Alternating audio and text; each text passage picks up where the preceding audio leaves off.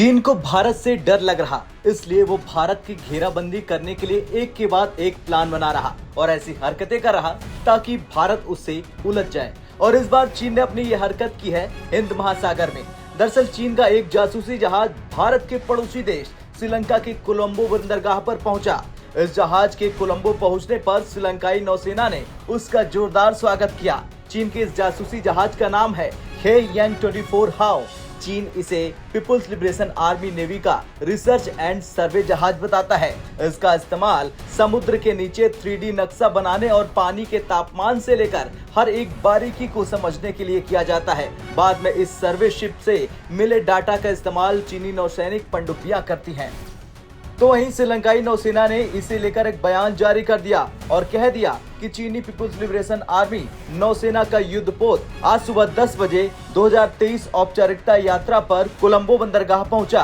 कोलंबो पहुंचे 129 मीटर लंबे जहाज पर 138 लोगों का दल सवार है और इसकी कमान कमांडर जिन शिन के पास है।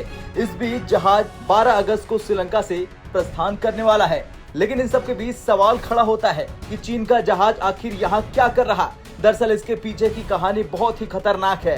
दरअसल चीन जानता है कि हिंद महासागर का विश्व के कुल समुद्री व्यापार में 50% की हिस्सेदारी है और दूसरी बात यह कि खाड़ी देशों में होने वाले ऊर्जा निर्यात का एक बहुत बड़ा हिस्सा हिंद महासागर से होकर गुजरता है। इसके साथ ही साथ चीन को यह भी मालूम है कि ये वही क्षेत्र है जहां पर अमेरिका, ब्रिटेन, फ्रांस और भारत की कई महत्वपूर्ण नौसैनिक अड्डे मौजूद है और इसी वजह से चीन लगातार यहां पर अपनी पैठ बनाने की कोशिश कर रहा ताकि वो हिंद महासागर में अपनी उपस्थिति बढ़ाकर इन देशों के खिलाफ एक प्रभावी नौसैनिक शक्ति खड़ा कर सके। शायद इसी खेल के तहत इस इलाके में चीन ने पहले से ही एक नौसैनिक अड्डा भी बना लिया है जो जिबूती में मौजूद है।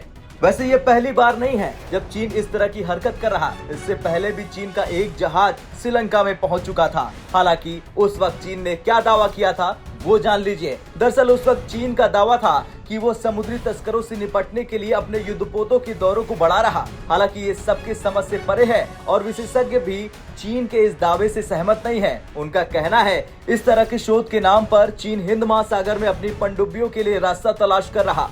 इसके अलावा चीन की कुटिल नजर हिंद महासागर में छिपे प्राकृतिक संसाधनों जैसे तेल और गैस पर भी है। इसके अलावा चीन को बड़े पैमाने पर मछलियों की जरूरत है। इन सभी की जांच इस तरह के शोध के नाम पर कर सकता है।